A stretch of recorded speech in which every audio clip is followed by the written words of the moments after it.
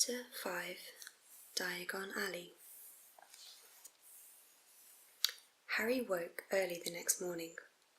Although he couldn't tell it was daylight, he kept his eyes tight shut. It was a dream, he told himself firmly. I dreamt a giant called Hagrid came to tell me I was going to a school for wizards. When I open my eyes, I'll be at home in my cupboard. There was suddenly a loud tapping noise. And there's Aunt Petunia knocking on the door, Harry thought, his heart sinking. But he still didn't open his eyes. It had been such a good dream. Tap, tap, tap. All right, Harry mumbled. I'm getting up. He sat up, and Hagrid's heavy coat fell off him. The hut was full of sunlight. The storm was over. Hagrid himself was asleep on the collapsed sofa, and there was an owl rapping its claw on the window, a newspaper held in its beak. Harry scrambled to his feet, so happy he felt as though a large balloon was swelling inside him. He went straight to the window and jerked it open. The owl swooped in and dropped the newspaper on top of Hagrid, who didn't wake up. The owl then fluttered onto the floor and began to attack Hagrid's coat.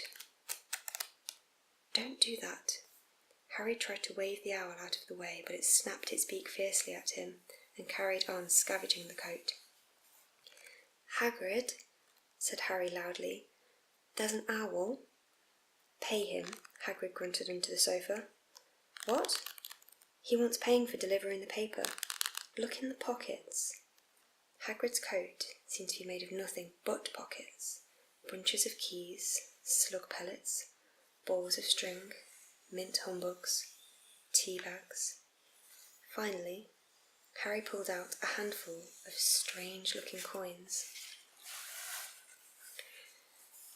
Give him 5 knuts, said Hagrid sleepily. Knuts? The little bronze ones. Harry counted out 5 little bronze coins, and the owl held out his leg so he could put the money into a small leather pouch tied to it. Then it flew off through the open window. Hagrid yawned loudly, sat up and stretched. Best be off, Harry, lots to do today. Got to be up to London and buy all your stuff for school. Harry was turning over the wizard's coins and looking at them.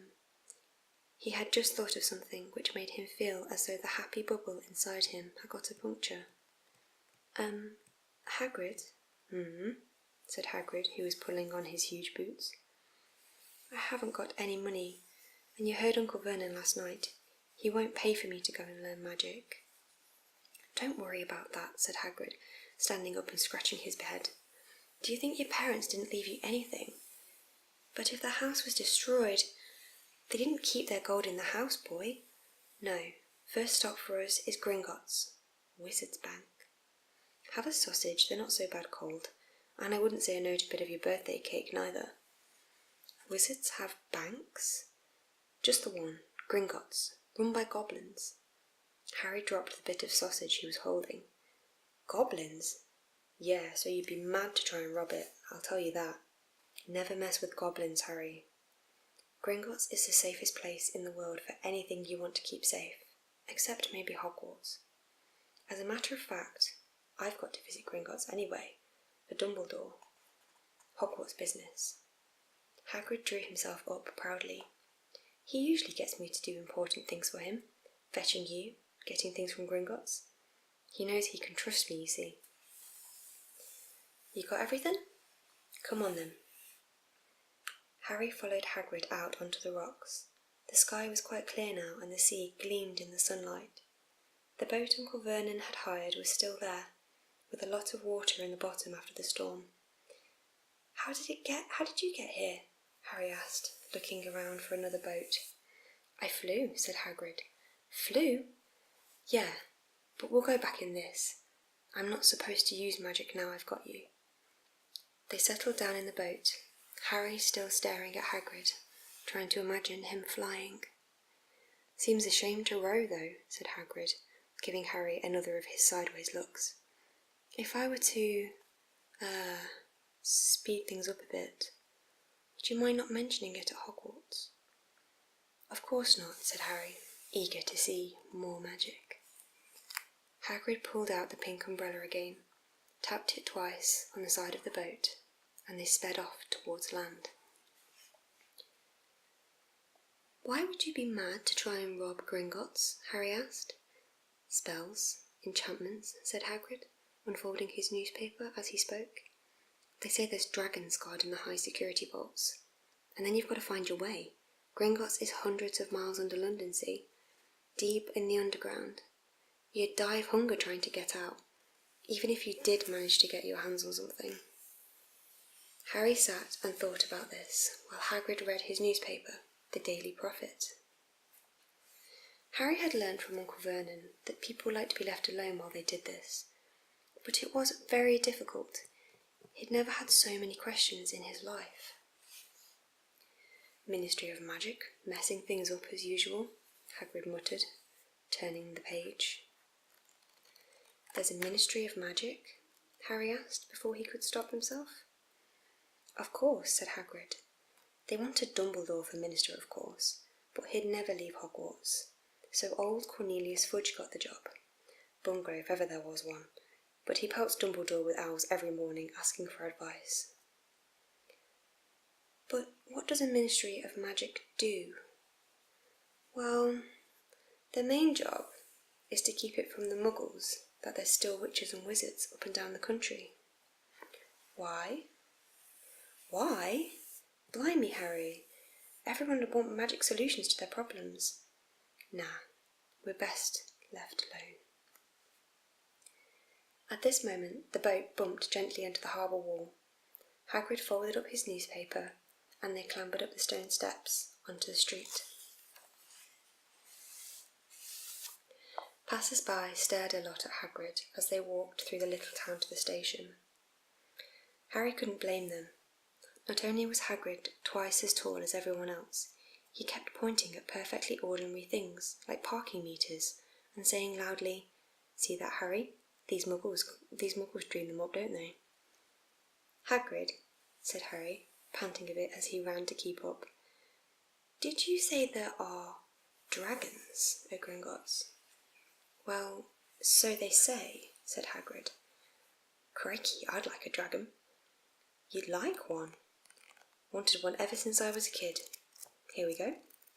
They reached the station. There was a train to London in 5 minutes' time. Hagrid, who didn't understand Muggle money, as he called it, gave the notes to Harry so he could buy their tickets. People stared more than ever on the train. Hagrid took up 2 seats and sat knitting what looked like a large canary circus tent. "Still got your letter, Harry?" he asked as he counted stitches. Harry took out the parchment envelope from his pocket. "Good," said Hagrid. "There's a list in there of everything you need."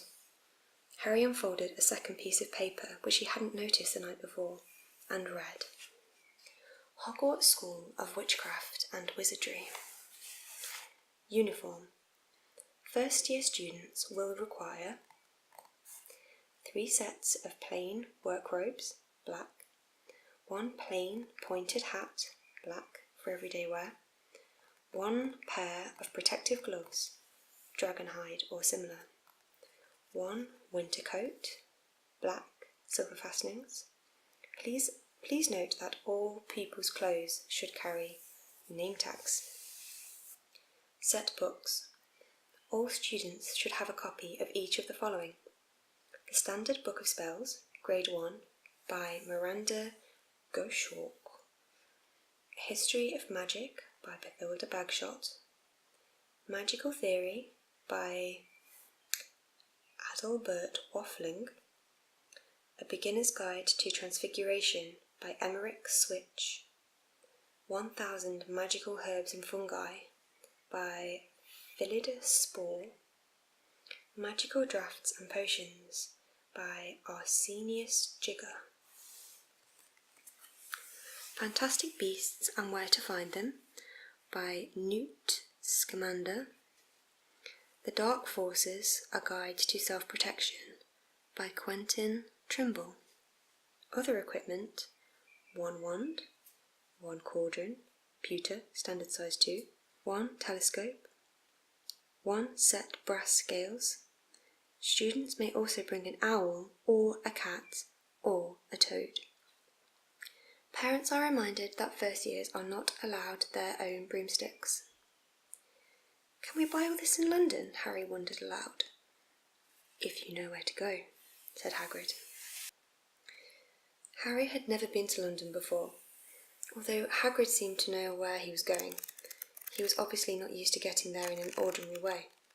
He got stuck in the ticket barrier on the Underground and complained loudly that the seats were too small and the trains were too slow. I don't know how Muggles manage without magic, he said, as they climbed the broken-down escalator which led up to a bustling road lined with shops. Hagrid was so huge that he parted the crowd easily. All Harry had to do was keep close behind him. They passed bookshops and magic stores, hamburger bars and cinemas, but nowhere that looked as if it would sell a magic wand. This was just an ordinary street full of ordinary people. Could there really be piles of wizard gold buried miles underneath them? Were there really shops that sold spell books and broomsticks? Might this not all be some huge joke that the Dursleys had cooked up? If Harry hadn't known that the Dursleys had no sense of humour, he might have thought so. Yet, somehow, even though everything Hagrid had told him so far was unbelievable, Harry couldn't help trusting him. This is it, said Hagrid, coming to a halt. The Leaky Cauldron. It's a famous place. It was a tiny, grubby-looking pub. If Hagrid hadn't pointed it out, Harry wouldn't have noticed it was there. The people hurrying by didn't glance at it. Their eyes slid from the big bookshop on one side of the record shop on the other, as if they couldn't see the Leaky Cauldron at all. In fact, Harry had the most peculiar feeling that only he and Hagrid could see it. Before he could mention this, Hagrid had steered him inside. For a famous place, it was very dark and shabby. A few old women were sitting in a corner, drinking tiny glasses of sherry. One of them was smoking a long pipe. A little man in a top hat was talking to the old barman, who was quite bald and looking like a gummy walnut. The low buzz of chatter stopped when they walked in. Everyone seemed to know Hagrid. They waved and smiled at him, and the barman reached for a glass, saying, "The usual, Hagrid?" "Can't, Tom. I'm on Hogwarts business," said Hagrid, clapping his great hands on Harry's shoulder and making Harry's knees buckle. "Good Lord," said the barman, peering at Harry. Can this be?" The Leaky Cauldron had suddenly gone completely still and silent. "Bless my soul," whispered the barman. "Harry Potter! What an honour!" He hurried out from behind the bar, rushed towards Harry, and seized his hand, tears in his eyes. "Welcome back, Mr. Potter, welcome back." Harry didn't know what to say. Everyone was looking at him. The old woman with the pipe was puffing on it without realising it had gone out. Hagrid was beaming. Then there was a great scraping of chairs, and next moment Harry found himself shaking hands with everyone in the Leaky Cauldron. "Doris Crockford, Mr. Potter. Can't believe I'm meeting you at last. So proud, Mr. Potter. I'm just so proud. Always wanted to shake your hand. I'm all of a flutter. Delighted, Mr. Potter, I can't tell you. Diggle's the name, Daedalus Diggle." "I've seen you before," said Harry, as Daedalus Diggle's top hat fell off in excitement. "You bowed to me in a shop once." "He remembers," cried Daedalus Diggle, looking around at everyone. "Did you hear that? He remembers me." Harry shook hands again and again. Doris Crockford kept coming back for more. A pale young man made his way forward, very nervously. One of his eyes was twitching.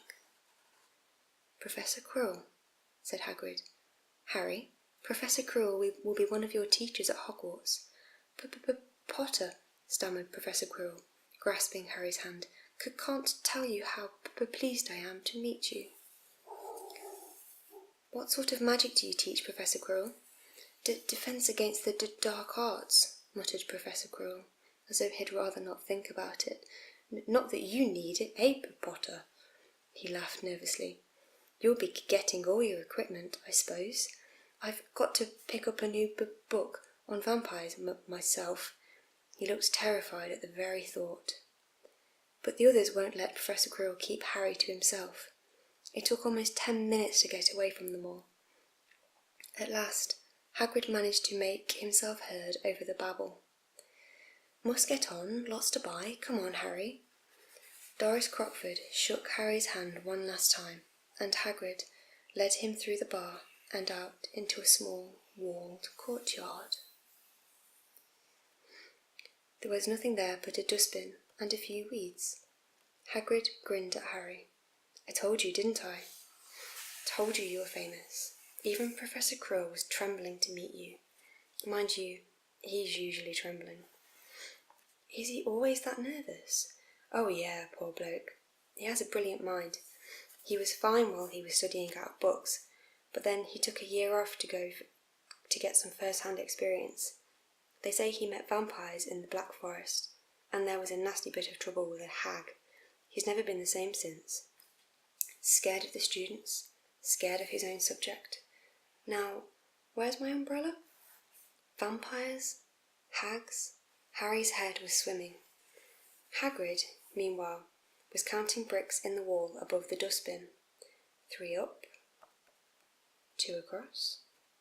He muttered. "Right, stand back, Harry." He tapped the wall 3 times with the point of his umbrella. The brick he had touched quivered. It wriggled in the middle. A small hole appeared. It grew wider and wider. A second later, they were facing an archway, large enough even for Hagrid, an archway onto a cobbled street, which twisted and turned out of sight. "Welcome," said Hagrid, "to Diagon Alley."